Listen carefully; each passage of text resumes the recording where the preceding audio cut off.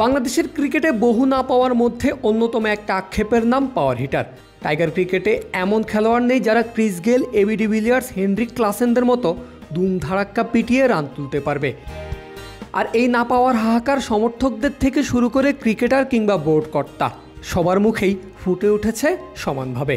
আধুনিক ক্রিকেটে power hitter ব্যাটারদের চাহিদা বাড়লেও বাংলাদেশে এমন কাউকে এখন পর্যন্ত খুঁজে বের করা সম্ভব হয়নি।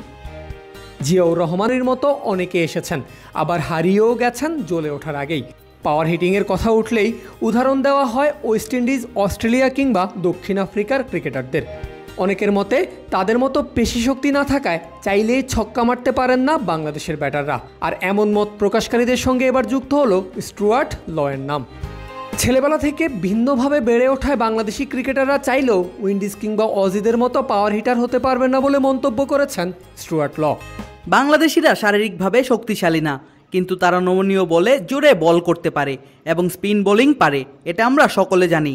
তারা কখনোই পাওয়ারফুল খেলোয়াড় হবে না ওয়েস্ট ইন্ডিয়ান অথবা অস্ট্রেলিয়ানদের মতো, যারা ভিন্নভাবে বেড়ে ওঠে ও খাওয়া দাওয়া করে।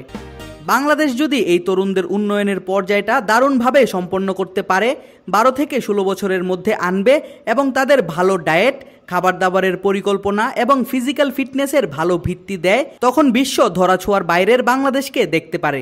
স্টুয়ার্ট ল বর্তমানে দায়িত্ব পালন করছেন যুক্তরাষ্ট্রের প্রধান কোচ হিসাবে। নিজের প্রথম সিরিজেই যুক্তরাষ্ট্রকে এনে দিয়েছেন টাইগারদের বিপক্ষে ঐতিহাসিক সিরিজ জয়। 2011 থেকে 12 সাল পর্যন্ত বাংলাদেশ জাতীয় দলের প্রধান কোচ ছিলেন ল। কয়েক মাস আগেও তার অধীনেই এশিয়া কাপ চ্যাম্পিয়ন হয়েছে বাংলাদেশের যুবারা। লম্বা সময় এই দেশে কাজ করার ফলে বাংলাদেশের ক্রিকেট কালচার যে খুব ভালোভাবেই খেয়াল করেছেন ল, তা তার এমন মন্তব্য শুনেই বোঝা যায়।